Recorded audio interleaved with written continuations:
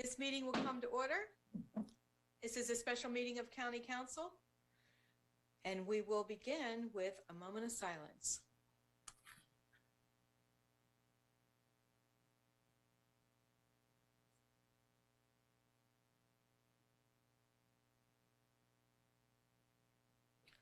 Thank you. Please join me in the Pledge of Allegiance. I pledge allegiance to the flag of the United States of America and to the republic which stands one nation, under God, indivisible, liberty and justice for all. Thank you. Madam Clerk, please call the roll. Mr. Bell. Here. Mr. Carter. Here. Mr. Cartier. Here. Ms. Diller. Here. Ms. Durham.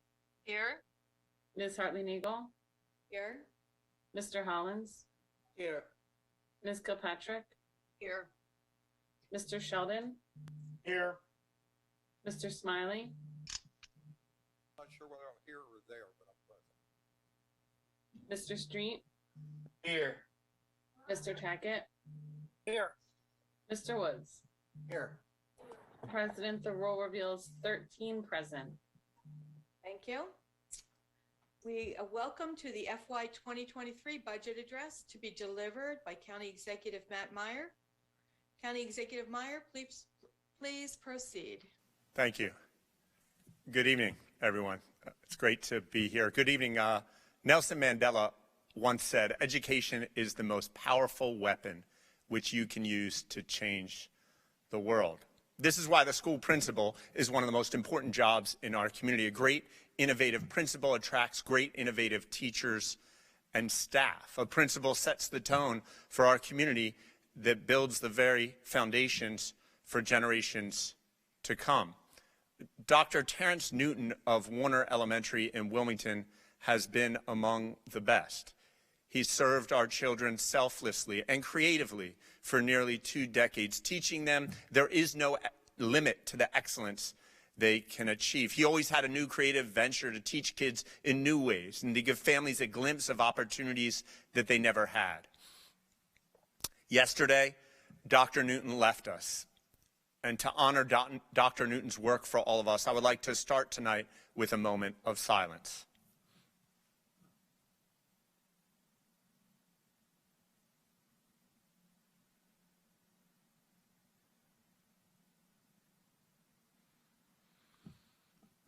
Thank you. 1 month ago today, I had what I thought was a pretty small problem. My 12-year-old nephew really wanted to go skiing the following weekend. He had done research on his cell phone. He saw the weather would be cold with a little snow. It's great weather for skiing. I had a busy weekend of work scheduled and could not go, so without an adult, he could not go either. The next day, I decided that skiing with him was a priority over a few important meetings. We rearranged my schedule, and a few days later, just the two of us had a great day skiing. We actually made a wrong turn and ended up going down a black diamond, one of the most difficult slopes, and we shared half a box of Thin Mints without parents' permission as an appetizer for lunch. That decision, as it turned out, was just about the best decision of my life. My nephew very suddenly is no longer with us. I know you came tonight, you're watching tonight to hear a budget presentation, but we also know tonight for so many across our community there are challenges, serious challenges, rising prices and job changes and stresses in a rapidly changing economy, threats of dramatic changes in swings in our weather, in our climate, and a coronavirus that is not yet totally gone away. I'm not telling you to shirk all work responsibilities and just do whatever you want. I'm saying make your priorities and live by them. I just wanted to encourage each of you, the over 2,000 county employees and our friends and neighbors across the county, make the hard decisions every day to spend cherished times with loved ones. I, quite honestly, don't always do that, but I did a month ago, and I will always be better for it. Thank you to County Council President Hartley-Nagel for the invitation to address you this evening in virtual council chambers to discuss the state of our county and share the fiscal year 2023 budget that we propose today for County Council's consideration. Thank you to each and every member of County Council. You each have continued to demonstrate leadership in addressing legislative matters in an efficient way through whatever emergency we have encountered together. And thank you also to my other fellow elected county leaders, Sheriff Scott Phillips, Register of Wills Ciro Poppity, Recorder of Deeds Mike Kozakowski, and Clerk of the Peace Lisa Darris for your service. Thank you to all of our county employees, to the union presidents, to the dedicated leaders of county departments. Your continued efforts to serve the residents of Newcastle County and your fellow employees are critical to what I will discuss this evening. The average county property taxpayer actually pays less than a cup of coffee each day for the highest quality police, paramedic, and 911 service. Over 6,000 acres of parkland, open space, pathways, and fields and libraries with events and plentiful meeting rooms and technological maker spaces, all open to you for free. You pay actually much less than that cup of coffee for what I believe is the greatest public health innovation of the past 500 years, sanitary sewer service. Today, we see the pressures of inflation, of rising costs and gas prices. We are not immune to these increased costs and pressures amidst demand for increased services to deliver for you in your county government. In this budget, we have prioritized keeping your costs low. And so tonight, once again, we propose a zero increase, no increase in your property taxes or sewer fee rates. Before we delve into the budget, I want to tell you about a 911 emergency problem and a simple thing you can do to help solve it, something you can do tomorrow. This is a solution that could save your life or that of a loved one. When our paramedics are called to your home in a life-threatening situation, in an emergency, they usually do not know what medicine you are taking, what your medical and family history is, and other information relevant to administer the best care to you. That's why I encourage you to stop by your local Newcastle County Library tomorrow or the next day, this week or next, or your local Avera Health Pharmacy to pick up your free Vial of Life. The Vial of Life is a simple, secure system to communicate your health history to paramedics by completing a medical health information form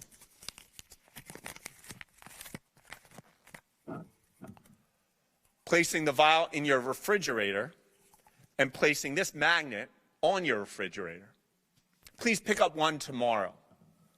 Special thanks to retired paramedic Lori Williams and paramedic Christina Branca for their hard work, which has already resulted in over 3,000 vials of life in our neighbors' refrigerators. We have worked diligently to serve you throughout this pandemic, and so many county government employees and those across the community have gone above and beyond to save lives. Too many have been lost, too often without any funeral or memorial. We welcome all of you to join us to honor families who have lost a family member to the pandemic on May 11th at Glasgow Park for a memorial event. Amidst the challenges we have faced, I am proud of how our county government has responded. Newcastle County, collaborating with the state, provided 390,869 COVID tests at 483 different testing events. We provided over 1 million pieces of personal protective equipment to nonprofit organizations and nursing homes. We provided 196,710 free at-home test kits to the community through nonprofit organizations and through our county libraries. We provided innovative teaching grants to 1,617 teachers across our community. And we partnered with the Delaware State University to rapidly build a high-end genomics laboratory for COVID-19 testing and many other important health and research uses for future years at the campus right here on Kirkwood Highway. Your county government has provided critical resources to the community in an emergency pandemic. The numbers of confirmed positive cases of hospitalizations and data from our sewers all indicate we have turned a corner, and we are now governing for a brighter today and tomorrow, for a reimagined Newcastle County in our post-COVID world. I'm actually standing today in the new Appoquinimink Library. You may see behind me, still under construction. We're going to open the doors in just 3 months. The pandemic highlighted the value of these community institutions. And the newest library in the Newcastle County system, right here, soon will be a 21st century makerspace, a teen room, conference rooms to gather, computers for residents to use for homework and job searches, and of course programming for children's, teens, and adults. In the past year, across our county library system, we have welcomed almost 500,000 guests, checked out almost 1.5 million books and other items, and provided over 10,000 new library cards. We have an active spring and summer calendar of events at your local library, and community groups are once again booking space for meetings and collaboration. When we wanted to get at-home rapid test kits out in the community as the Omicron variant surged in January and February, it was an easy decision to use the library. You can still pick up your kits during library hours. Thank you to all of the library staff who have helped reimagine what our libraries can be. As we look ahead, beyond the opening of this Appoquinimink Library, we look forward to planning for a Newark Library capital project that better meets the needs of that area than the current facility, which was originally built in 1974. Last fall, we hosted a series of town hall meetings to hear from you about what you value and what you want to see more of or differently in your existing county parks. We heard that you want more pickleball courts. With the budget I proposed tonight, we will add 8 new pickleball courts in Glasgow Park this year alone. We heard that you want upgraded play structures in parks. In the next year, we will increase our replacement schedule for more play equipment. And we heard that you want specific pathways repaved, and we will do so, such as the heavily used Delcastle Park perimeter pathway.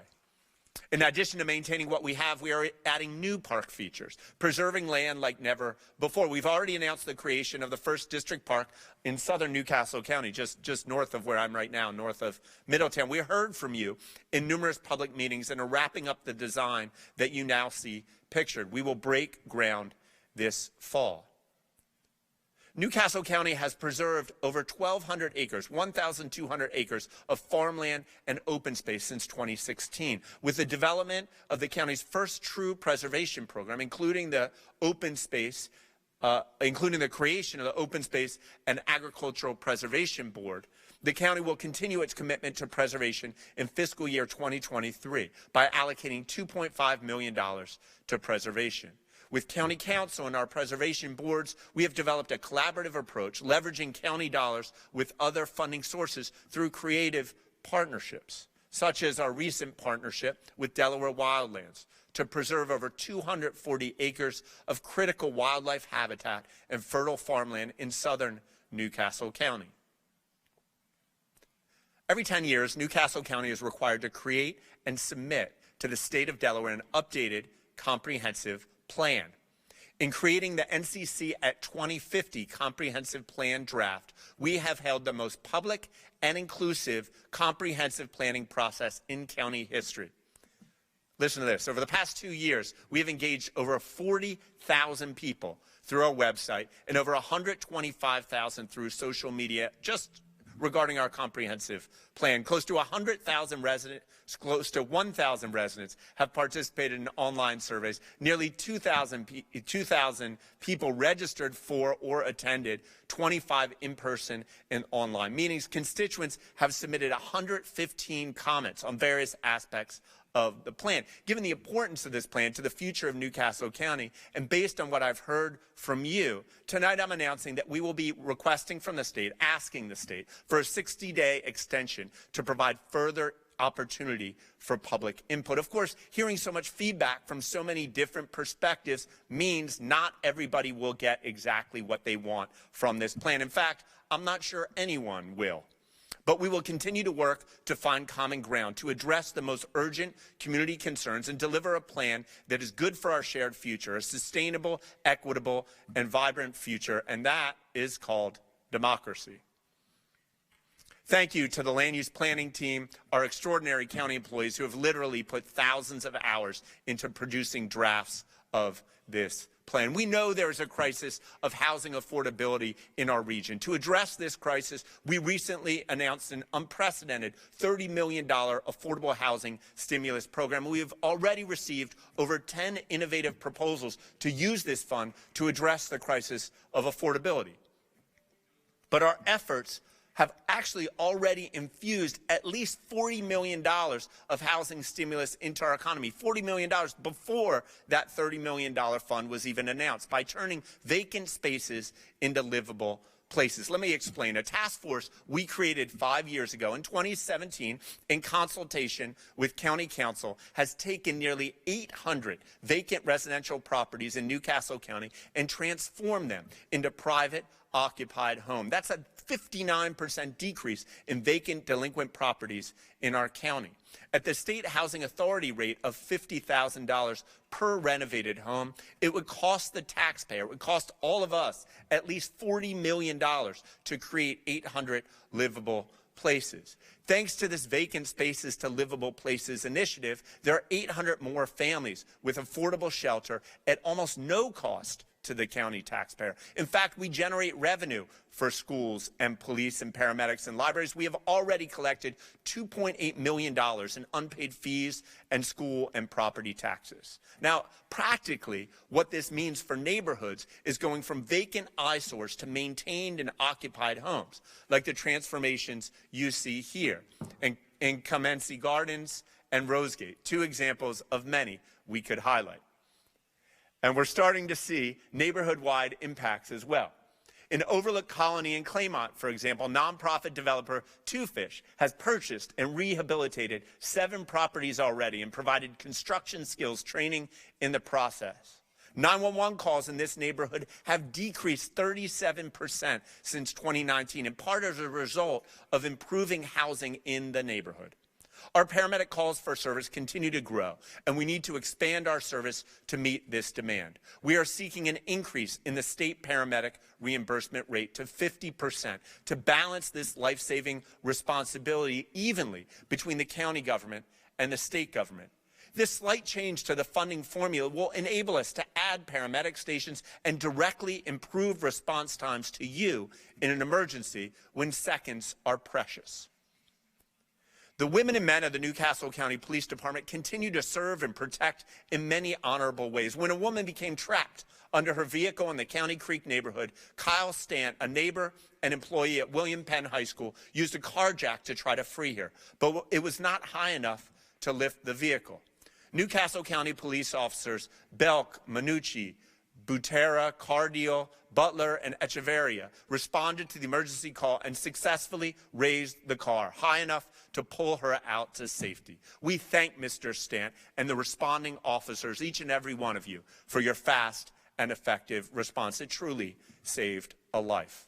While our police officers often respond to emergencies like this, we're also working proactively to engage in communities. I mentioned earlier the Vial of Life program that our paramedics do. In addition, in the Sparrow Run community, Master Corporal Allen and Officer Echeverria, part of the C Squad's Community Services Unit, have been diligently building relationships and engaging the youth in meaningful activities. From taking youth to Blue Rocks baseball or to the Garfield POW, from organizing a community day event to arranging a Friendsgiving feast for over 100 residents, to delivering Christmas presents and food gift cards to families in need, officers like Master Corporal Allen and Officer First Class Echeverria are doing the kind of community policing that makes a difference in our most vulnerable communities. Our award-winning police behavioral unit continues to focus on both mental health and substance use disorder. Since 2019, the mental health unit has responded to 1,120 emergency calls in the county and have prevented over 500 individuals from incarceration or hospitalization due to the expert engagement of our mental health unit officers and counselors. The Hero Help program, created by previous County Executive Gordon and funded and grown under our leadership, has also made an impact helping individuals experiencing substance use disorder to get the services they need. Since the program's inception, 593 people have entered the program and attended over 1,600 treatment appointments. That's thousands of lives transformed without any of the costs of our criminal justice system. For the third year in a row, our police have seen a decrease in fatal and non-fatal overdoses, and a University of Delaware study estimates that the program has resulted in an average reduction of 7.25 non-fatal overdoses per month and 1.85 fatal overdoses per month over the past 4 years. That's nearly 100 people alive today who would not have made it without this program. In recognition of the impact of these programs in the community, and thanks to Senator Carper, Senator Coons, and Representative Blunt Rochester, Newcastle County Police Department will receive an extra $749,000, $749,000 in federal support for the mental health unit. The national standard for answering 911 calls is 90% of calls answered in 10 seconds or less, seconds that matter in emergencies, a standard that had never been achieved before we came into office in 2017. In 2021, once again, your Emergency Communications Division answered over 93% of the 374,642 911 calls in 10 seconds or less, far exceeding the national standard.